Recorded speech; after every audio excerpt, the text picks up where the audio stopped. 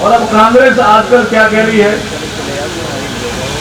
कि हम अगर सत्ता में आ जाएंगे तो हम SC, ST, OBC का जो रिजर्वेशन का कोटा है उस कोटे में से कुछ कोटा काट करके हम मुसलमानों को रिजर्वेशन देंगे। हक ऐसा कांग्रेस मान रही है। ये कन्हैया कुमार नाम है ना इनका, ये भी ऐसा ही बोलता है। तो आप क्या चाहते हो क्या भाई कि SC, ST, OBC का कोटा कम हो जाए? और मोदी जी ने, अमित शाह जी ने, मैंने भी कई जगह बोला है कि हम SC, ST, OBC का रिजर्वेशन का कोटा कम नहीं होने देंगे। आप जो 25 तारीख का जो हमारा चुनाव है उसमें कन्हैया कुमार को यहां से खड़ा है, उसकी तो मुझे लगता है जमानत जब्त करानी चाहिए। ऐसा गड़बड़ आदमी यहां से खड़ा हो गया जिसने देश के टुकड़े करने की बात कही थी। कन्हैया कुमार बोलिए भाई, सब कोई और है। और ऐसा आदमी यहाँ का रहने वाला भी नहीं है। मैं मनोज तिवारी जी को जानता हूँ, बहुत अच्छे आदमी हैं, प्रदेश के अध्यक्ष भी रहे और लोकसभा में बहुत अच्छा इनका काम है। लोकसभा के क्षेत्र में भी उन्होंने बहुत अच्छा काम किया है। तो 25 तारीख को अभी एक अवसर है, 25 तारीख को अभी एक अवसर है। हमारा एक नारा होना चाहिए, 25 मई का दिन होगा, कमल निशान हमारा। हाँ ऐसे तो बोलो सही, 25 तारीख का दिन होगा, 25 तारीख का दिन होगा। तो जो कमल के निशान के आगे जो बटन दबाओगे वो मनोज तिवारी को बटन पड़ेगा, जो मत पड़ेगा वो ही मत सीधा नरेंद्र मोदी जी के पास जाएगा। नरेंद्र मोदी जी को ही प्रधानमंत्री बनाना है ना भाई, यही है ना काम हमारा। और क्यों बनाना? क्योंकि हम आर्थिक दृष्टि से भी अगर देखें तो मनमोहन सिंह जी 10 साल इस देश के प्रधानमंत्री रहे। भारत की इकोनॉमी 10वें नंबर।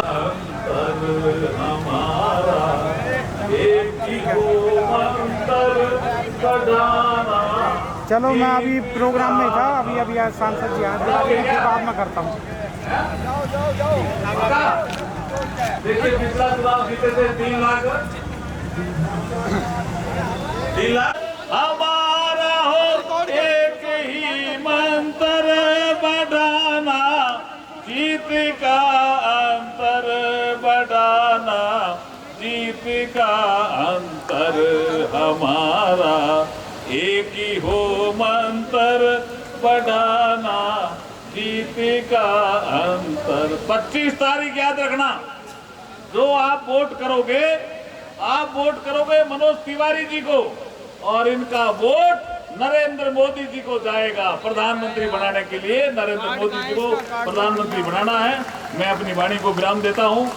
बहुत बहुत धन्यवाद। बोलिए भारत माता की जय, भारत माता की जय, भारत माता की जय। अभी कई बार विपक्ष के लोग आरोप लगाते हैं कि साहब आप मोदी जी का नाम क्यों लेते हो।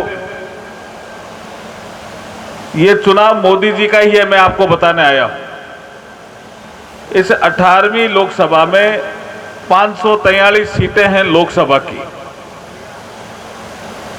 272 से ज्यादा सीटें जिस दल को मिलेगी उस दल की एक मीटिंग होगी और नेता चुना जाएगा और वो राष्ट्रपति को रिक्वेस्ट करेंगे कि हमें बहुमत मिला है और हमारे दल के नेता को आप प्रधानमंत्री नियुक्त करने का आदेश जारी करें। वो आदेश जारी करते हैं, फिर हम लोकसभा में बहुमत साबित करते हैं। ये प्रक्रिया है। अब जो कांग्रेस के लोग कभी कभी कहते हैं हम सत्ता में आएंगे, उन्होंने तो 272 कैंडिडेट ही खड़े नहीं किए, सत्ता में कहां से आएंगे। कभी कभी आम आदमी पार्टी कहती है हम सत्ता में आएंगे, तो उन्होंने भी 272 कैंडिडेट ही खड़े नहीं किए। कभी कभी ममता दीदी कहती है हम सत्ता में आएंगे, अब फिर वो पूछते हैं गठबंधन से हम आ सकते हैं। मैं बंगाल में अभी 10-12 रोज बंगाल में था, वहां टीएमसी और कांग्रेस आमने सामने लड़ रही है, काय का गठबंधन है। मैं राजस्थान से आता हूं, हमारा एक लोकसभा का क्षेत्र है सीकर, वहां से कांग्रेस ने कम्युनिस्ट पार्टी को सीट छोड़ दी, खुद लड़े ही नहीं और कहा हमारा गठबंधन है। तो मैंने पूछा कि राहुल गांधी का केरल से लड़ रहे हैं, वायनाड से, वहां उनके सामने कम्युनिस्ट पार्टी क्यों लड़ रही है? इसका मतलब ये कोई गठबंधन नहीं है, ये ठग बंधन है। पहली बात तो ये समझनी है, किसी भी तरह का कोई गठबंधन नहीं है, ये ठग बंधन है। ये सारे ठग एक साथ मिलकर के और कहते हैं कि हम हर साल प्रधानमंत्री बदलेंगे। कभी ममता दीदी प्रधानमंत्री बनेगी एक साल, कभी राहुल गांधी प्रधानमंत्री बनेंगे, कभी कोई और बनेगा। ऐसे कोई देश चलता है क्या? मैं आपको 2-3 बातें ये बताना चाहता हूं कि नरेंद्र मोदी जी 10 साल से हमारे प्रधानमंत्री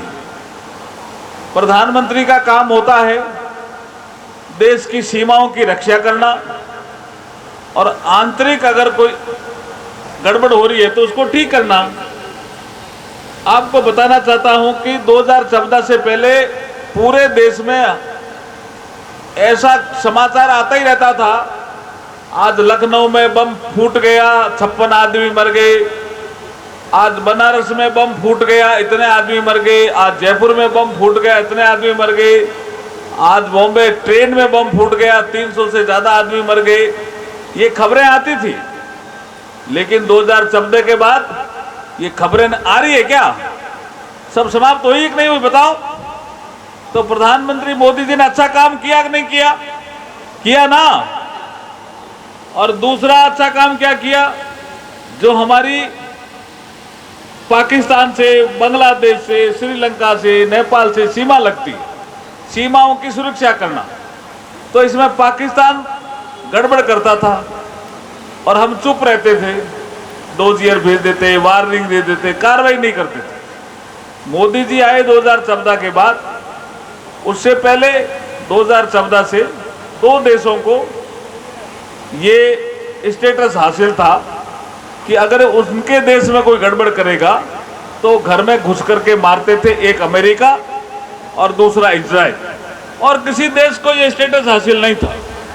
प्रधानमंत्री मोदी जी ने कहा इस बार अगर पाकिस्तान ने कोई गड़बड़ की तो मैं घर में घुस के मारूंगा, और प्रधानमंत्री ने वही किया। जैसे ही पाकिस्तान ने कोई गड़बड़ की तो प्रधानमंत्री मोदी जी ने सर्जिकल स्ट्राइक से और एयर स्ट्राइक से जब पाकिस्तान को घर में घुस करके मारा, उसके बाद पाकिस्तान बोला क्या? उसके बाद पाकिस्तान बोला क्या? शांति हो गई ना। तो प्रधानमंत्री का काम होता है सीमाओं की रक्षा करना, और हमारे देश में आंतरिक कोई गड़बड़ हो तो उसको ठीक करना। अब यहाँ एक मनोज तिवारी के सामने जो कैंडिडेट आए हैं वो तो आंतरिक गड़बड़ी वाले कैंडिडेट है या नहीं है? वो तो जेएनयू में जाकर के कहते थे टुकड़े टुकड़े गैंग वाले, वही तो हैं ये, क्या और है कोई? वही है ना। तो ऐसे आदमी को सबक सिखाने का ये अवसर है। वोट की चोट सबसे बड़ी चोट होती है। ये बाबा साहब भीमराव अंबेडकर जी हमें जो मताधिकार का अधिकार देके गए, वोटिंग राइट देके गए, उस चोट के माध्यम से हमें प्रधानमंत्री नरेंद्र मोदी जी को 3री बार प्रधानमंत्री बनाना है और यहां से मनोज तिवारी जी को जीता करके भेजना है। यही काम करना है ना भाई। आपका वोट मनोज तिवारी जी को लगेगा और मनोज तिवारी जी का वोट नरेंद्र मोदी जी को लगेगा।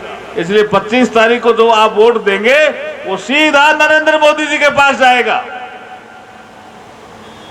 समझ में आ रही है आपको बात? अब नरेंद्र मोदी जी ने नीतियां क्या बनाई? 112 नीतियां बनाई नरेंद्र मोदी जी ने 10 सालों में, 112। उस 112 नीतियों से जो इस देश में जो गरीब समाज रहता था उसका कल्याण हुआ। जनधन अकाउंट से भी प्रधानमंत्री आवास योजना से भी, शौचालय निर्माण से भी, आयुष्मान भारत से भी, मातृ वंदना स्कीम से भी, हर घर नल से जल से भी, प्रधानमंत्री गरीब कल्याण अन्न योजना से भी, मैं बहुत सी योजनाएं गिना सकता हूं। इन सारी योजनाओं से गरीब आदमियों का कल्याण हुआ। गरीब आदमियों के घर पे गैस पहुंची, गरीब आदमियों के यहाँ अनाज पहुंचा, गरीब आदमियों के यहाँ इलाज हुआ, तो वो गरीबी रेखा से बाहर निकला। और ये आंकड़े नीति आयोग के भी हैं और वर्ल्ड में जो सर्वे करते रहते हैं उनका भी है कि नरेंद्र मोदी जी के कालखंड में इन 10 सालों में भारत में 25 करोड़ लोग गरीबी रेखा से बाहर आए हैं। ये कितना बड़ा अचीवमेंट है हमारे लिए। हम जिस समाज से आते हैं उसमें अधिकतर गरीबी है। मैं आता हूं राजस्थान से, तो जब मैं पीएम आवास को देखता हूं, गांव में जाता हूं, अगर 100 मकान पीएम आवास के बने तो उसमें 70 मकान एससी समाज के बन रहे हैं। तो ये कितना बड़ा काम हो रहा है भाई, आप कल्पना तो करो। मुद्रा योजना है, उनमें भी लोन हमें ज्यादा मिल रहा है। तो प्रधानमंत्री नरेंद्र मोदी जी ने जो 112 योजनाएं बनाई, उसका गरीब कल्याण केंद्र बिंदु में है। कोई योजना उठाओ, कोई योजना, चाहे वो आर्थिक योजना हो, चाहे वो सामाजिक योजना हो, चाहे वो गरीब कल्याण की योजना हो, उसमें गरीबों का कल्याण होता है। इसलिए गरीब आदमी नरेंद्र मोदी जी के पक्षधर हैं। जब इसको भी लगने लगा भी ये गरीब आदमी मोदी जी का समर्थन क्यों कर रहे हैं, अनुसूचित जाति वर्ग का आदमी नरेंद्र मोदी जी का समर्थन करने लग गया, तो उनको लगता भी अनुसूचित जाति आदमी का, अनुसूचित जाति आदमी, जाति समाज का आदमी नरेंद्र मोदी जी का समर्थन क्यों कर रहा है। वो एक तो गरीब कल्याण योजना, और दूसरा बड़ा कारण, जो बाबा साहब का सम्मान करेगा वही देश पे राज करेगा। कांग्रेस ने बाबा साहब का अपमान किया, नरेंद्र मोदी जी ने बाबा साहब का सम्मान किया। कांग्रेस ने 1952 में बाबा साहब को चुनाव हरवाया, 1953 में भंडारा से फिर बाबा साहब ने उपचुनाव लड़ा, वो कांग्रेस ने हरवाया। और जब तक वो 56 तक जिंदा रहे तब तक कांग्रेस उनका अपमान ही करती रही। और उसके बाद की जो सरकारें आई, चुप करना, उन्होंने भी भारत रत्न देने में भी देरी की। जब अटल अडवाणी जी के समर्थन से वीपी सिंह की गवर्नमेंट आई, तब बाबा साहब को भारत रत्न मिला। संसद में, मैं संसदीय कार्य मंत्री भी हूं, संसद में तेल चित्र लगाने के लिए जगह नहीं है, ये लिख करके कांग्रेस ने भेजा कि बाबा साहब डॉक्टर BR अम्बेडकर के चित्र लगाने के लिए संसद के सेंट्रल हॉल में जगह नहीं है। ऐसा अपमान बाबा साहब के लिए किया। इसलिए अनुसूचित जाति वर्ग का समाज कांग्रेस से दूर होता गया। और जैसे नरेंद्र मोदी जी आए, वो नरेंद्र मोदी जी के साथ जुड़ गया। यही कांग्रेस की पीड़ा है और यही इंडी गठबंधन के दूसरे दलों की पीड़ा। इसलिए वो आपको 2-3 चीजें कहते हैं, क्या कि अगर इस बार नरेंद्र मोदी जी आ गए तो संविधान को बदल देंगे। एक बात आपके समाज में जाकर के, मॉलों में जाकर के कहते हैं। मैं नरेंद्र मोदी जी के साथ बहुत रहता हूं, मुझे जानकारी भी है। मैं आपको कहना चाहता हूं कि संविधान लागू होने के जब 60 वर्ष पूरे हुए, वो साल था 2010। 2010 में हमारा शासन था नहीं, यूपीए का शासन था, मनमोहन सिंह जी प्रधानमंत्री थे। उन्होंने एक सर्कुलर जारी किया कि संविधान को लागू हुए 60 साल हो गए, मुख्यमंत्री संविधान का सम्मान करने का कार्यक्रम कर सकते हैं, कोई भी। कांग्रेस के मुख्यमंत्रियों ने ऐसे कोई ऑडिटोरियम में कार्यक्रम कर लिया, ऐसे मीटिंग कर ली, समाप्त। लेकिन नरेंद्र मोदी जी उस समय गुजरात के मुख्यमंत्री थे। इन्होंने क्या किया, इन्होंने संविधान को हाथी पे रखा। सुरेंद्रनगर में, आप साइट पे जाके देख सकते हैं, किसी भी मुख्यमंत्री ने ऐसा काम नहीं किया जो प्रधानमंत्री नरेंद्र मोदी जी ने उस समय मुख्यमंत्री थे गुजरात के, उन्होंने किया। हाथी के ऊपर संविधान रखा और एक शोभा यात्रा निकाली।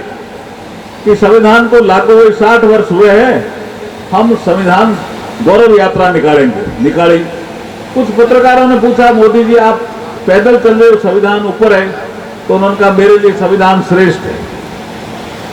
2010 में, उस समय तो कोई कल्पना ही नहीं थी कि नरेंद्र मोदी जी प्रधानमंत्री बनेंगे। उसके बाद 2014 में नरेंद्र मोदी जी प्रधानमंत्री बनेंगे। 26 नवंबर का दिन जब संविधान लागू हुआ था 1949 में, उस दिन को लोग कानून दिवस के रूप में मनाते थे, लेकिन नरेंद्र मोदी जी ने कहा हमें संविधान दिवस के रूप में मनाना चाहिए।